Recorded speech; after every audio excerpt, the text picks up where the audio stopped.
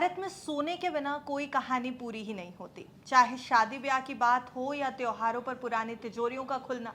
लेकिन क्या आपने कभी सोचा है कि हमारे घरों में रखा ये खजाना देश की अर्थव्यवस्था को भी सोने जैसा चमका सकता है।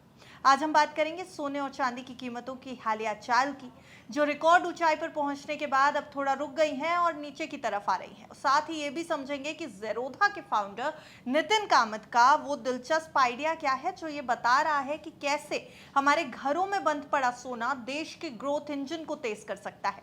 तो चलिए शुरू करते हैं। आसान भाषा में समझते हैं कि गोल्ड में ग्लोबल गेम आखिर चल क्या रहा है और इंडिया को इससे क्या फायदा हो सकता है।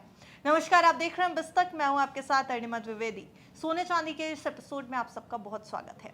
देखिए, एमसीएक्स पर 9 अक्टूबर को दिसंबर डिलीवरी वाले सोने की कीमत 0.37% गिरकर 1,22,749 रुपए प्रति 10 ग्राम पर रही। वहीं चांदी 0.89% गिरकर 1,48,524 रुपए प्रति किलो पर पहुंच गई। हालांकि यह गिरावट ज्यादा बड़ी नहीं है, बल्कि पिछले कई हफ्तों की तेजी के बाद आई एक छोटी सी मुनाफा वसूली है।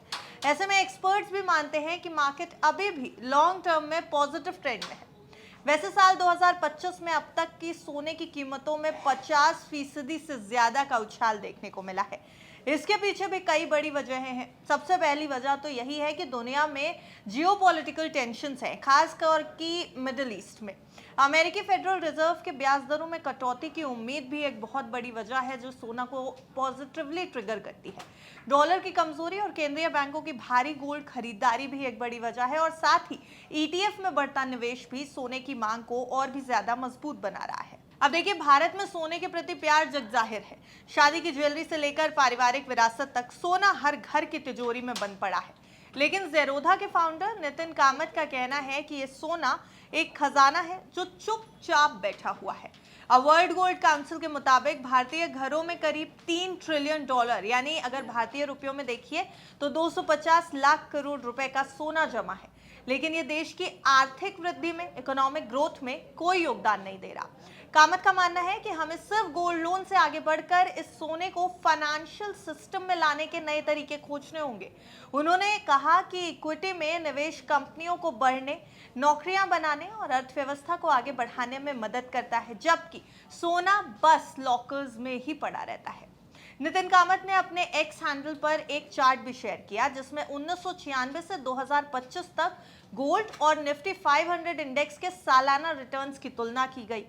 नतीजा जो उन्होंने अपने सोशल मीडिया पर पोस्ट किया है वो चौंकाने वाला था। 30 में से 24 साल इक्विटी ने गोल्ड से बेहतर प्रदर्शन किया।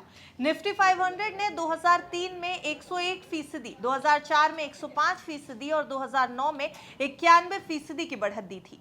हालांकि 2008 और 2011 जैसे सालों में भारी गिरावट भी गई। 57% और 26% तक की गिरावट ये भी देखी गई।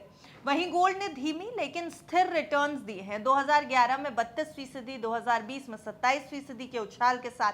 अब दिलचस्प बात यह रही कि 2020 में दोनों ही एसेट्स ने अच्छा परफॉर्म किया। कामत का कहना है कि अगर भारत इस सोने के पहाड़ को वित्तीय रूप से एक्टिव कर दे, फाइनेंशियली एक्टिव कर दे, तो देश को इकोनॉमिक ग्रोथ को कई गुना बढ़ाया जा सकता है। नई फाइनेंशियल स्कीम्स, गोल्ड आधारित निवेश प्रोडक्ट्स और स्मार्ट पॉलिसीज के जरिए लोग अपने सोने को बेचे या गिरवी रखे बिना भी अर्थव्यवस्था में योगदान दे सकते हैं। यानी ये सोना न सिर्फ आपके सेफ इन्वेस्टमेंट बना रहेगा, बल्कि देश की ग्रोथ इंजन को भी ताकत दे सकता है। तो नितिन कामत की तो ये राय थी, लेकिन अगर आप अभी सोने में निवेश करने के बारे में सोच रहे हैं तो कुछ लेवल्स हैं जिन पर ध्यान देना जरूरी है। एक्सपर्ट्स के मुताबिक सोना 1,22,500 से 1,21,780 तक सपोर्ट ले रहा है और 1,23,950 से 1,24,600 पे रेजिस्टेंस। वहीं चांदी 1,38,750 से 1,47,500 पे सपोर्ट ले रही है। सोना भारत की परंपरा है और अब इसमें देश की अर्थव्यवस्था को बदलने की ताकत भी है। चाहे मुनाफा वसूली हो या नई ऊंचाई, गोल्ड मार्केट फिलहाल तो चमक रहा है। लेकिन आप ये बताइए कि क्या आप सोने को सिर्फ संभाल कर रख रहे हैं या उसे अपने वेल्थ क्रिएशन का एक जरिया बनाना चाह रहे हैं। अगर आप ऐसा चाहते हैं तो आपको क्या कुछ करना चाहिए, वो आपकी रिस्क टेकिंग एबिलिटी और लॉन्ग टर्म या शॉर्ट टर्म ड्यूरेशन के व्यू पर निर्भर करेगा और इसके साथ ही साथ आपके फाइनेंशियल एडवाइजर की राय पर। तो फिलहाल इस एसेट क्लास में अभी ग्रोथ तो दिख रही है, एक्सपर्ट्स पॉजिटिव है, एनालिस्ट पॉजिटिव है, होम ब्रोकरेजेस भी पॉजिटिव है, पर क्या आप पॉजिटिव हैं? कमेंट सेक्शन में अपनी राय जरूर दीजिए और देखते रहिए बिस्तर।